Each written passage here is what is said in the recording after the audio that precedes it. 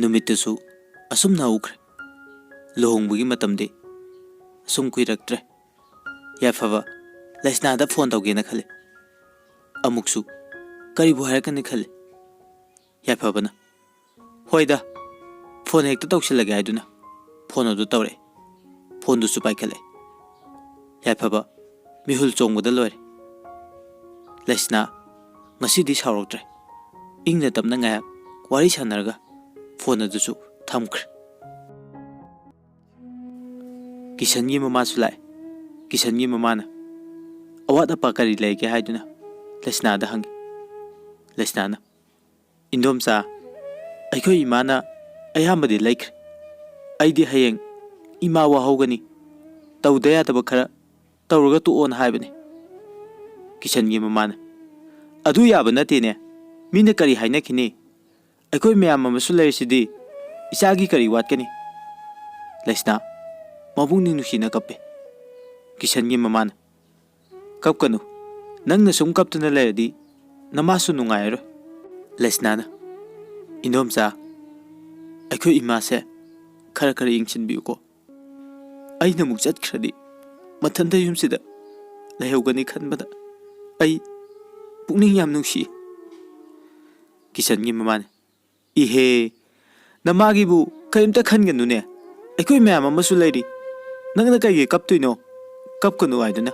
लैसनाबु थेमजिले मतमदि हौखिबा खंगौदे लुहोंगदबा नुमित हयेंता ngaire Kishan लाक्तुना लैसना खोइगी थबक इंगांग लोसिनबदे यावरे लैसना किशनदा Munna येंगदुना लै मागी कादगी ममित्तगी मपी तादुना लैसनाना असुमना वाखलदा खले दाकिसन नंगना माइथोंगदा मोमो नोक्तुना अइगी लुहोंबगी थबक तौबा यावरे अदुगा थमोइददि नंगसु यामना वाइ हाइबा अइ खंगे करमनदि नुंगाइगनि अइसु नुंगाइते अइना लुहोंगदुना मिगी मेमदा चटखिबा नुमित्ता नंगना करी ओयहौबा अइ खंगदबा नथे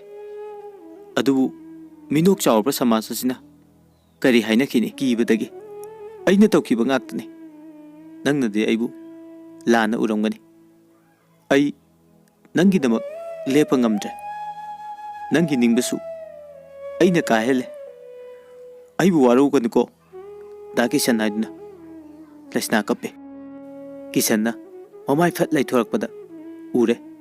लैसनाना थोंनावदा मंगोंदा मुन्ना येंगदुना लेरमबदो लैसना किशन उखरे खंगबदगी थोंनावदगी फट लैथोगा लैख्रे किशन लैसना उबदा हाइफम खंगदना वाबा हाइबदो ओइख्रे मीगी ममांगदा फजरो हाइदुना मिटकी पी मासु थेमजिले तारक्तना हाइदुना लैसना थबक लोसिलिबा मयामदगी चा पुथोगा थोगले लैकाइगी मबुंगसिंगदुदा चा दुपी अदुगा किशनगी सु चा दुपी किशन लैसनाबु याम कुइरे उखिदबा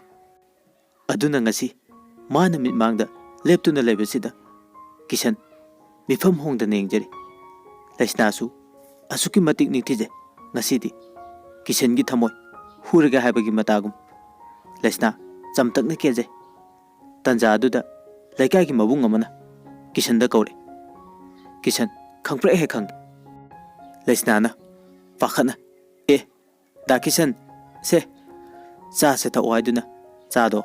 सत पिरमलगा इमुंगदे संखि किशनसु पाखना चादो फथे किशन चादो साबदगी मरेगे लेनु पोए नुपा अमने ए होय सारिबनिने नंगबु कैदोरगे नंग नमु मंगलिदुना किशन ए कशु तौदेदा इचल लैसना से ngasiदी याम फजे चलमदाइगिरा कैनो अदुदा पुनिंग नुसिदने येंगबनिदा दुपा अमदुना याम फजे इचलसे मागी बोर ओइदौ नुपादुसु किशन नुपादुना अदुमना हायरकपदुदा ज्ञान खंगता हेक्ता मखोय अनिगी मोंगदो अतोप्पसिंग अदुना खंगद्रे हाइदुना मखोयसु थबक खरा लोसिलमगा लैसना खोइदगी चटखिरमे लैसना इमुंगदा फिरोल खरा लोसिंदुना लैरिंगै पुष्पा फोन तौरे लैसनाना कनानो हाइदुनी येंगे अदुगा पुष्पा ओइरंबदुदा फोन अदु पाइखले लैसनाना पुष्पा कैदौरे लाक्ट्रदे थबक असुयाम चिल्लकानसिदा पुष्पा न खुमे लैसना अई हंदकसे हक्जांग खरा नुंगाइते इसा ngमंदबदगी लाक्तबने नानखै अदुम लाइदुने लैसनाना होय लाकपुदी लाए अदो ngasi nongmani laktabasida haibane aigi naktaga lakningdraba haiduna puspana lesna ai nangi lohongmudo yawba ngamgani thajadre sakamta jade imasu ai honabada ware ima budi lohongwa yawange aduga aidi ngamgani aiba thajadre nang aibu sawgunuko sawdeda कैदौबगी साउदुनो हक्सांग ngमदबबो अदो नंग याउदबसे यामनदि नुंगायरो आइसु करी उपाय दिले याद्रबनिना नंगना नसा नुंगाय कांदा अमुक फजना पुनबा हाइदुनि पुष्पाना होय अदुना फरनी लैसनाना मु हाइरे अदो नंगबु कयाम कन ngमद्रिनो पुष्पा पाखुम बिरे हौगतप ngमद्रे चाक सोमता चादबगी लैसना चाक तो खर खर दी चासिलुको नाहनगनुको तंजा दुदा लैसना की ममाना कौरे लैसनादा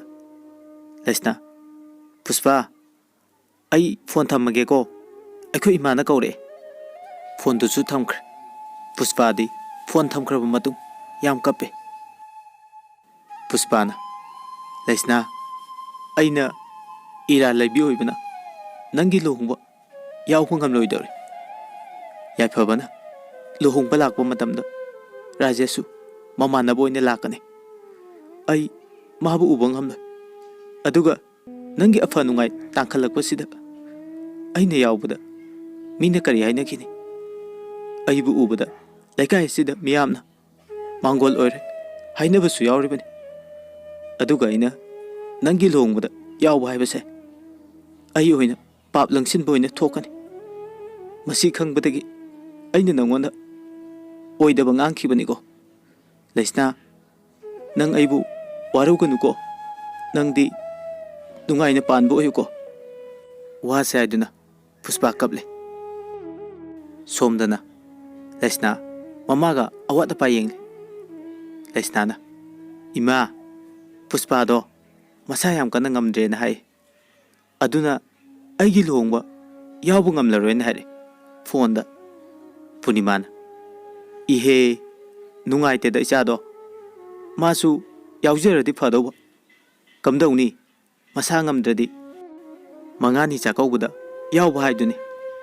लैसनागा ममागा अवादपा सुम येंगमिनारे Punima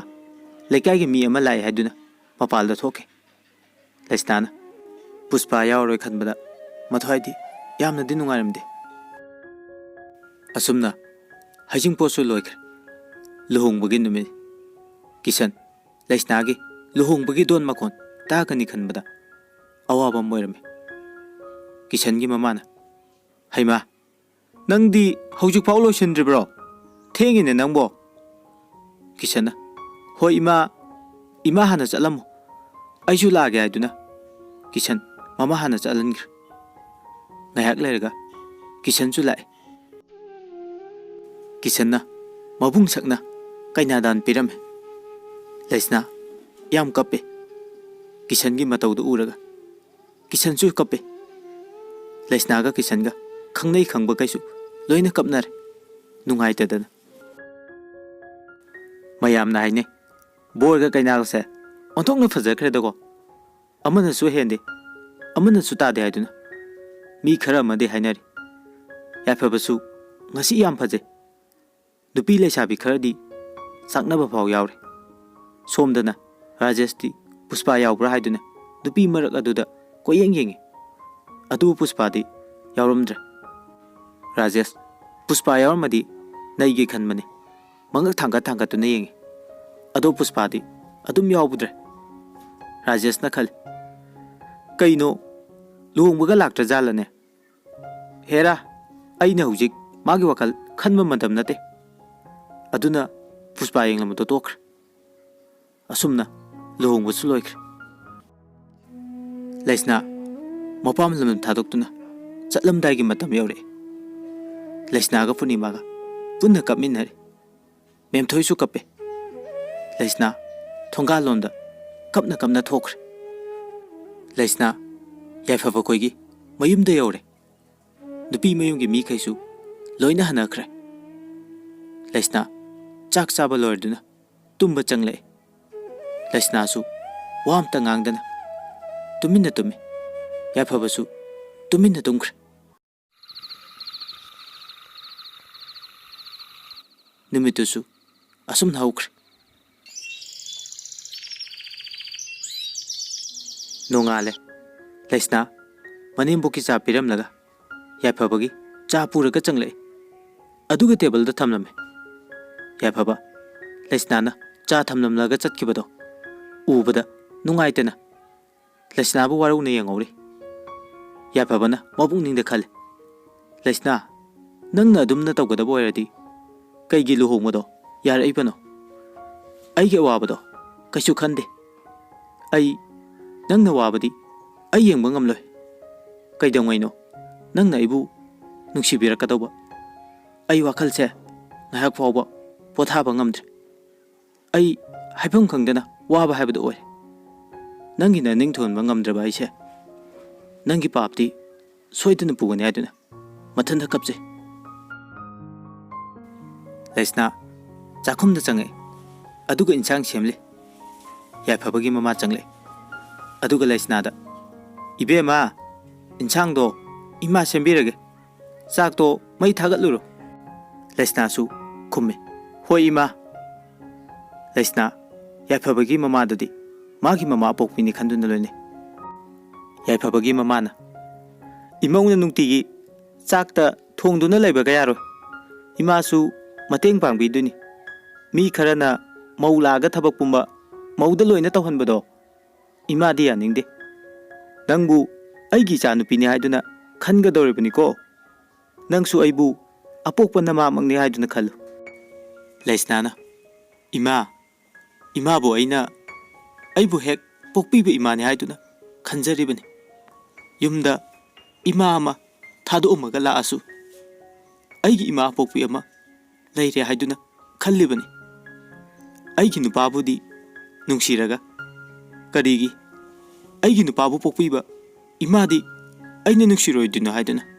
Laisna khumai Laisna gi paukhumduda taifabagi mama pungfen he pel ngasaidagi afabasu thongmarumda makoin hainaribdo taduna leiribani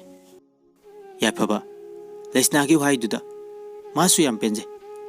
aduga Laisna bu nungsiba amuksu henkalakpugum tawri chak loiraduna makoyum chak sabasu loikre leikaigi lesabi khara lohong nonganbagi thaba ingang tawba lame lesabi amana inama nangbu kari chageba asuk yam phajari sibo Laisna noga pakhum pere aidi kari chadoiba Lesabi duna inama sumhangli neba aikhoisina kamai toino khangde phajau sungya he yadra palada changaga paisa tingkai kerasu sidani ne aikhoina dai phabada ngawri nupi amana ibema nangama keba hemandana yodagi yong mandorabani ko aikhoidi murasu isagi original le sumaina layo samna megi film ko missing to di yumdagi mapal sungtok thoktada style thorga leba khangledana aikoi deuna moisu lauga kumdana nungsada numi chupalerdi phajarni moisu asum tongdana makoi machel hunari Laisna di noktuna mayamgi wari du tare